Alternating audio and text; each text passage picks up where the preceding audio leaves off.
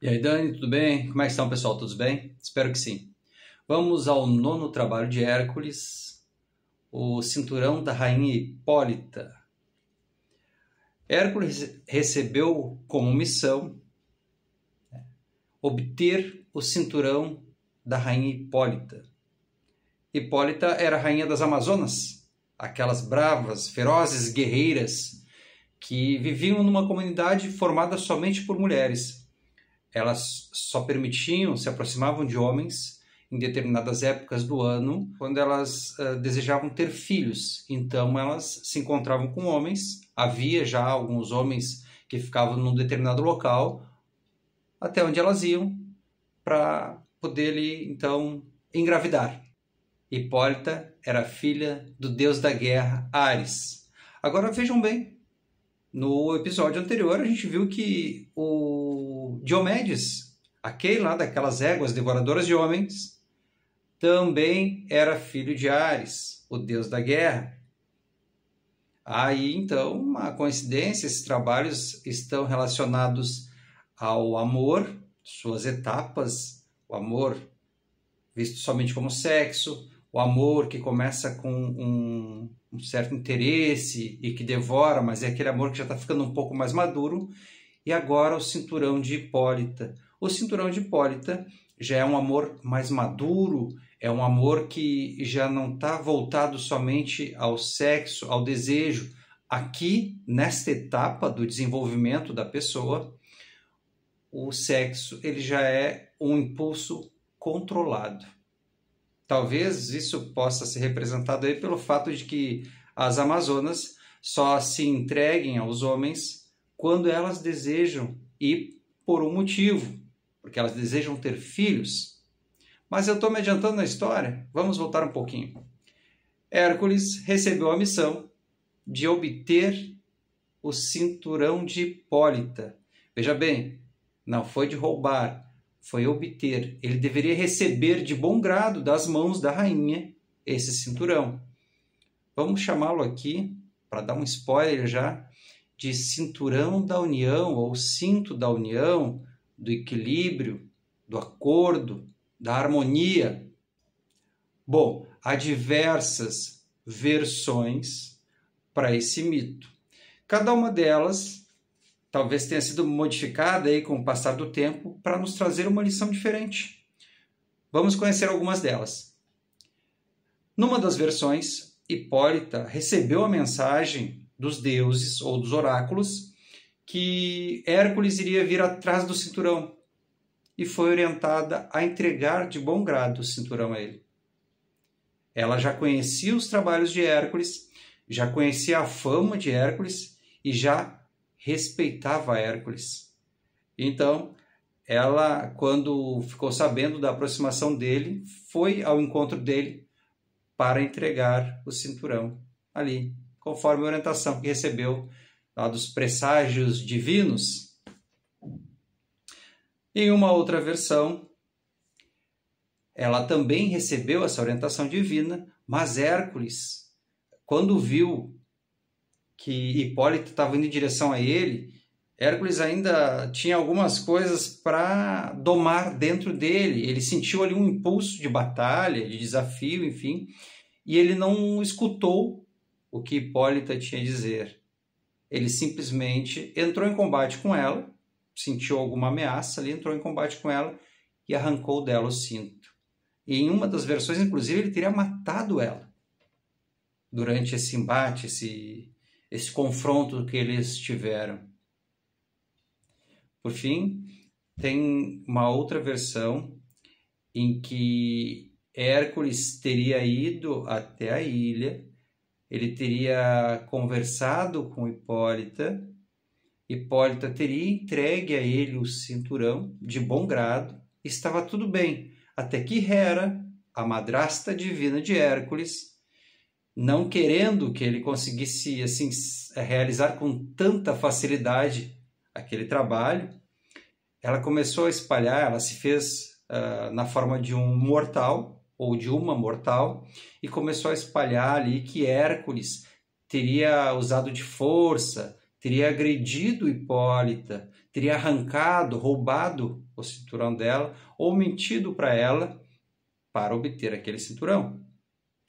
E em razão disso, as Amazonas, se sentindo enganadas, humilhadas por aquele homem, elas entraram em combate com ele. Ele acabou eliminando ali no processo, matando várias Amazonas. Em uma outra versão ainda, Hércules e Hipólita, eles teriam primeiramente se encontrado e Hipólita não teria dito a ele que era rainha. Se passou ali por uma Amazonas normal, comum. E eles estavam conversando e ele estava ganhando a confiança dela e ela também estava ganhando a confiança dele. Até que ele confessou para ela que o plano dele era enganar a rainha Hipólita para obter o cinturão e desta forma conseguir realizar o seu trabalho.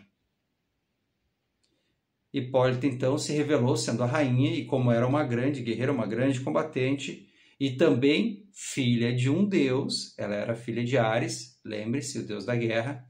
Os dois entraram num combate, os dois entraram ali num combate, um combate vigoroso, difícil para ambas as partes. E por fim, Hércules saiu vencedor e dessa forma conseguiu realizar o seu 9º trabalho. Estas versões dessa história, cada uma delas, traz em si símbolos que representam a relação entre o homem e a mulher. Uma relação em que, por vezes, ela é uma relação pacífica e, através da transparência e da verdade, ambos chegam a um acordo.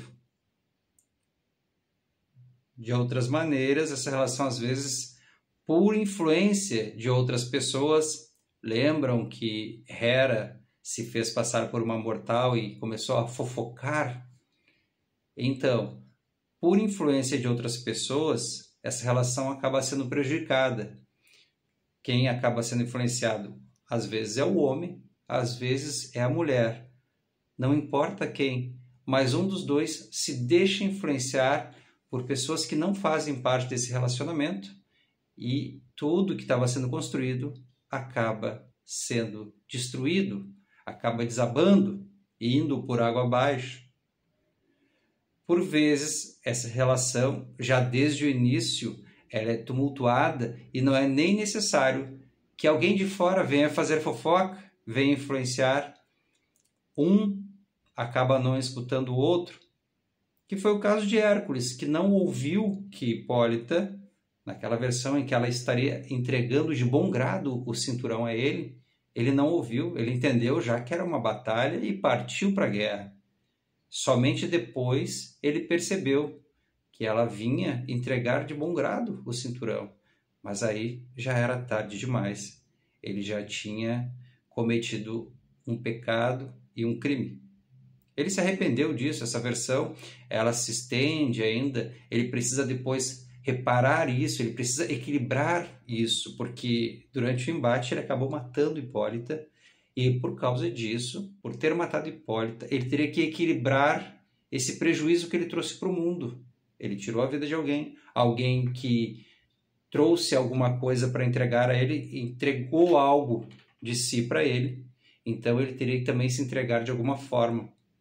E aí, nessa versão, teria uma moça que estaria sendo devorada por um monstro marinho, e ele, sem pensar 2 vezes, foi no encalço do monstro, também se deixou ser devorado, e lá dentro da barriga do monstro ele conseguiu salvar essa moça, e abrir a barriga do monstro com uma espada e salvar essa moça, para equilibrar as coisas. Mas essa é uma versão mais longa e foge um pouco daquilo que a gente quer passar agora. Então vamos ficar por aqui com só até essa parte em que ele acabou matando a rainha Hipólita porque não quis ouvir.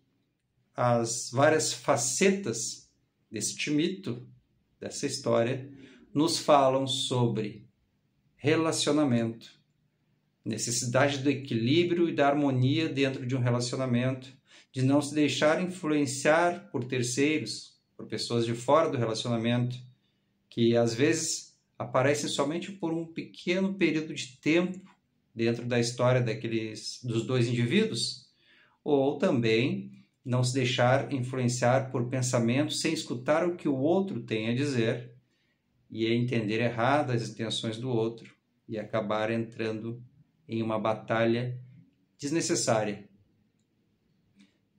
Por enquanto é isso.